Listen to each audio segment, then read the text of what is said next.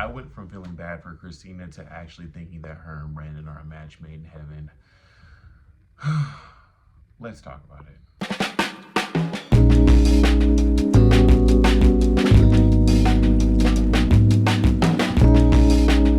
What is up, you guys? Welcome back to Leo Reviews. I'm your boy Leo, and today we are here to review Love and Marriage Detroit Season 1, Episode 5.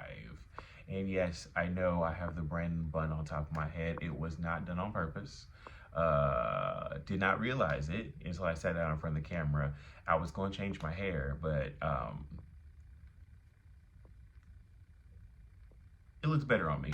Before we get started, please let's do all the YouTube things, like, comment, subscribe, and hey, let's get back into it. So we pick up where we left off.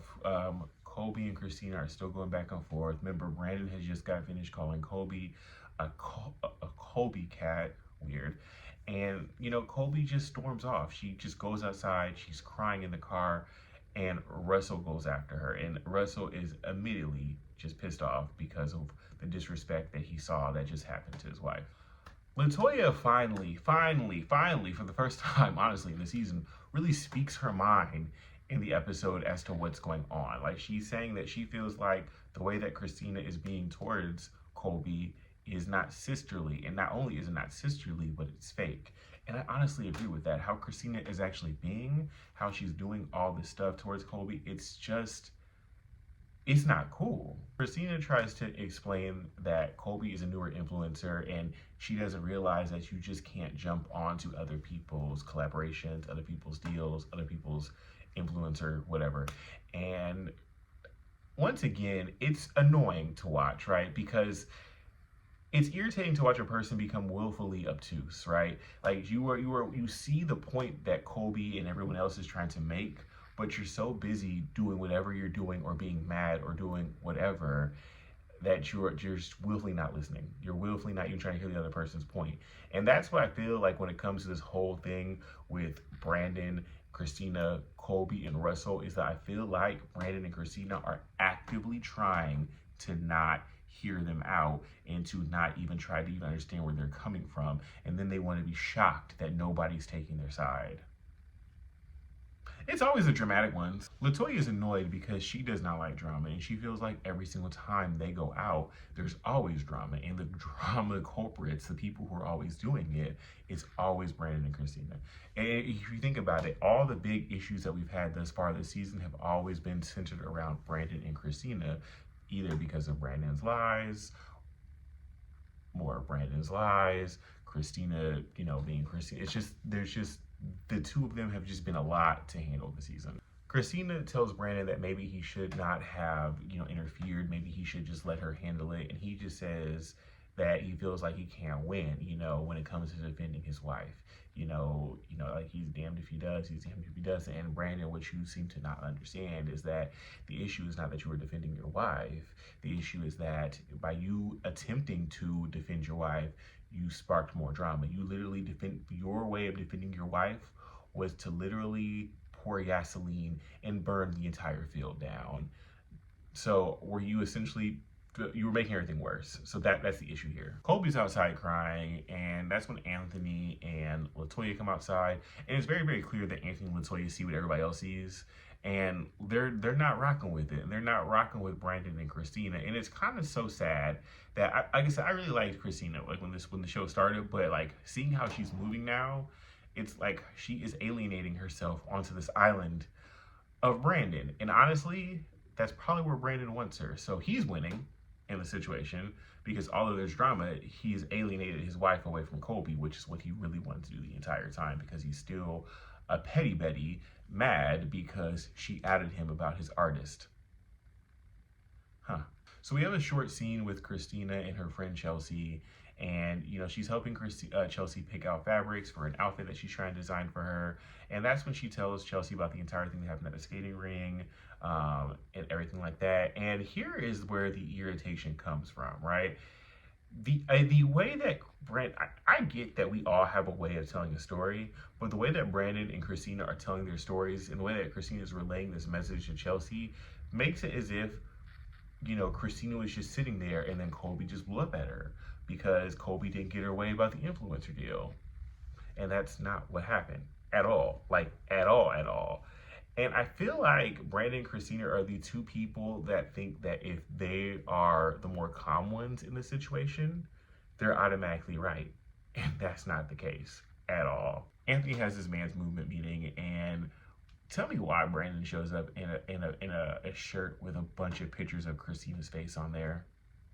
Boy, you know you did that to spite Russell. You did that to be petty. Once again, this is what I'm talking about. This man, like, his way of defending his wife, or his way of trying to gain points and things like that, is to just do stuff, to start stuff, and to make it worse. It's like, you don't want to actual resolution. You want things to be worse. You do not want Colby and Christina to be back good, because you don't want her to have close friends like that. You don't want her to have that, so you can keep her all to yourself. That's exactly what you want.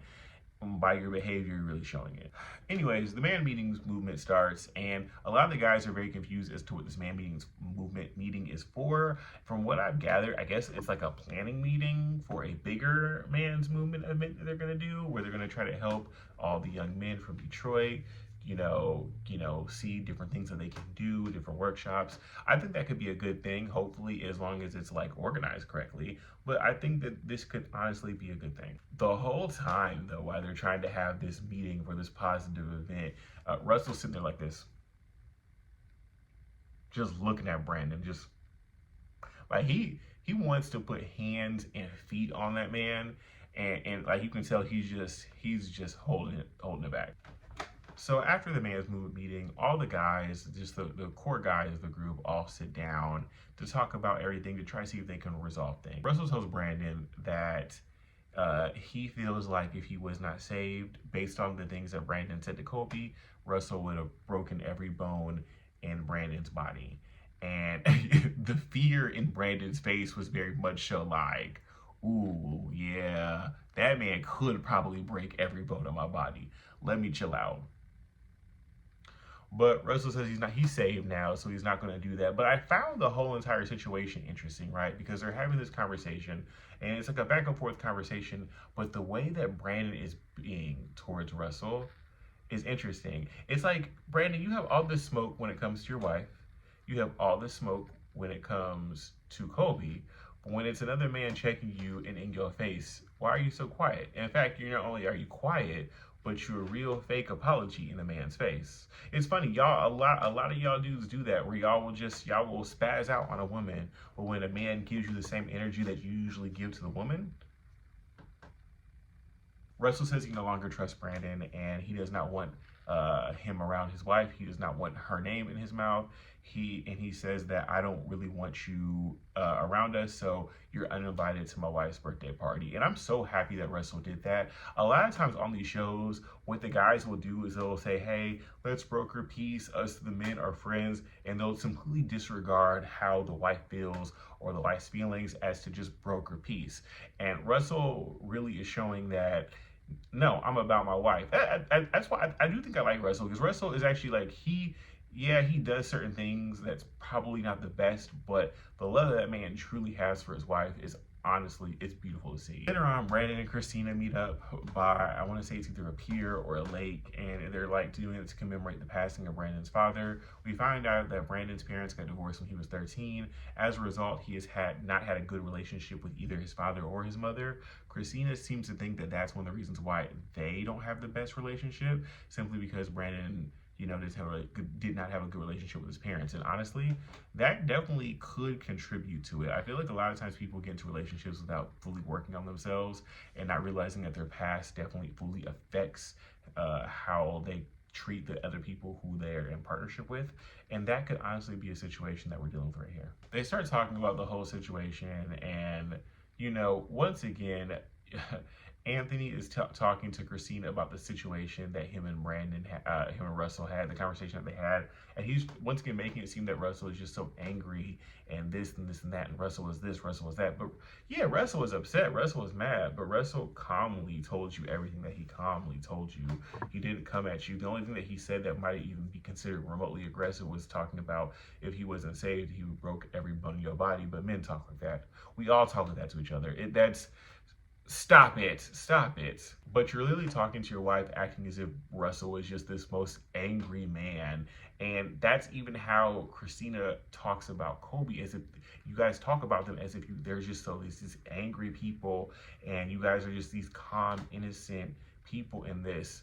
Y'all are gaslighters. Y'all gaslit this entire situation for it to be bad. Christina, you learn from Brandon. You learn from the best, because he's king gaslight. It's always easy for the people who are the drama never to see their actions. I just don't understand how people just don't have self-reflection. Like, how are you not reflecting on how your actions could have made the situation worse? How are you not reflecting on how you might have just escalated it or things like that? Because I don't know. Brandon, Anthony, and Bravo all meet up, and they're talking about the event that they're having at Bravo's club with the artists and the showcase and everything. And as they're talking about it more, Brandon starts to realize that Anthony and Bravo pretty much have everything covered. And even as it pertains to artists, Anthony wants to use a lot more of his contacts. There's another DJ that they're working with, and Brandon is starting to feel like he's being pushed out of the situation, and he doesn't like that. And Anthony makes a comment about trust, and we're going to talk about the trust later, but we can tell that Anthony's having a hard time trusting Brandon simply because of the situation that happened. Anthony ends up getting up and leaving the room, and the Bravo and Brandon end up talking about about the whole thing. That's where Brandon is venting, and he's saying that we all know what I do with stars, and we do not know what Anthony does. Which honestly, we don't really know what Anthony does, which that's actually a good point. But he seems pretty upset that he feels like Anthony doesn't trust him anymore, and they're gonna have a conversation with that like at the end of the episode. But Brandon, how do you not see it? So finally, it's Colby's birthday party.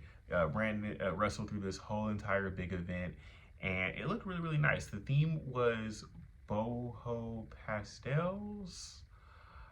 I don't know how that looks, what that looks. Everybody was wearing tan or brown. I'm not sure what that pertains to. If someone knows, let me know in the comments. But Christina was not wearing that. She said, "I'm not wearing no boho pastels. I'm wearing white because I want the room to match me." And Christina pretty much knew it was going to be a surprise party. Like she said before, but Russell's not good at hiding things from her. She figures everything out. She hates surprise parties anyway. So she just pretty much gave him her vision board.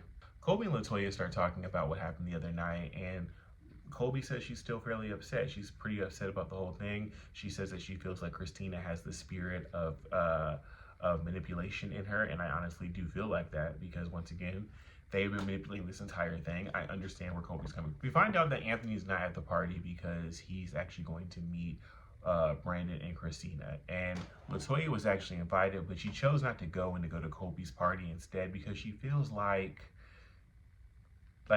Brandon and Christina are fake. So that's why she didn't want to go. Meanwhile, we have another scene with Brandon, Christina, and Anthony, and they meet at this place called Coney Island. It's funny. Every person I know from Detroit loves that Coney Island place. Like, they rave about it. They talk about it. They always say that there's certain ones that are better than the other one. I gotta go. I gotta go. I hear the food there is really good, but everyone who I know who lives in Detroit loves Coney Island. Brandon is upset because he feels like he's being pushed out of the whole showcase thing, and Christina is upset because she feels like Anthony and Latoya are now against them. And they're having this conversation with Anthony. Anthony's trying to explain where he's coming from. They end up asking him where Latoya is, and Anthony just flat out lies and says she's at home with the kids. Great cover, I guess. Speaking of Latoya, back at the party, she makes a really good point, right? She says that for Brandon to call Colby a copycat, that means that he is only the reason why he would even think that is based upon things that things that Christina has said to him. So Christina has been pillow talking negatively about Colby to her husband. And these negative thoughts, these feelings, if she really felt that Colby was copying her, right? If this is supposed to be like your sister, why didn't you talk to her? Why didn't you pick up the phone? And that's where everybody's issue with you guys is that this could have been avoided had you had simply picked up the phone, called and said, hey, I'm feeling this kind of way, we really could have gotten over it quickly. Russell says that he feels that him and Brandon need to have a sit-down one-on-one conversation. He feels that the girls also need to have a sit-down conversation one-on-one. And he also says that the group probably needs to have a sit-down conversation. And honestly, I agree, because everybody's really affected in this, and this is stupid. Brandon actually ends up asking Anthony about the whole situation with the deal and why he feels like he's being pushed out when initially it was just supposed to be them two. And they start going back and forth because the whole thing about trust comes back up. And that's when Christina gets involved and says that, oh, well, Anthony and Latoya are jumping on a bandwagon. They're jumping on a bandwagon against them. And that's when Anthony says, it's not that I'm against jumping on a bandwagon against y'all. It's that I don't feel comfortable working with somebody who I've seen actively snake one of my friends. And as much as we can honestly say that it doesn't really involve Anthony and Latoya, it's hard really to rock with people who you see who are actively gaslighting, doing things to your friends, doing things that you feel like are manipulative and bad to your friends. Even if they are your friends, it's hard to watch people do bad things to other people. So I honestly get where Anthony's coming from. And next week, it looks like we're gonna get the continuation of this episode. It looks like we're gonna get like a showdown between the girls, a showdown between the guys. It looks like it's gonna be good. Let me tell you something. Detroit is Detroit's king. Detroit is doing a good job. This is a good show. I'm here for it. Anyways, guys, thank you so much for watching. Please, please, please do all the YouTube things. Like, comment, subscribe, and hey, I will see you guys in the next one.